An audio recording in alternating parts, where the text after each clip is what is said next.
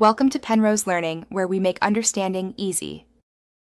In this video, I will show how to set memory seat on Mercedes.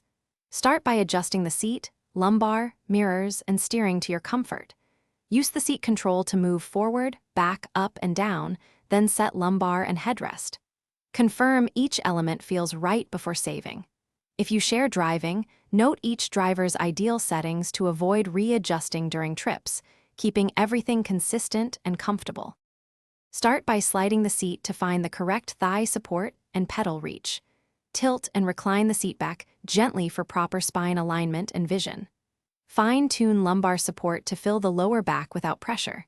Adjust headrest height so the middle aligns with the back of your head. Finally, set the steering wheel reach and mirror angles so everything is comfortable and visible before saving your memory position. If you're enjoying this guide, please subscribe and like so I can keep making helpful car tutorials. Quick recommendation. A book called The Simple Path to Wealth offers clear money advice that pairs well with practical car ownership tips like maintenance budgeting and saving for upgrades.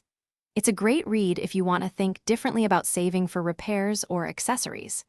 Check the description for the link and other deals. Now let's get back to the video. Once your position feels perfect, press and hold M until you see the light, then press the desired memory number to store it.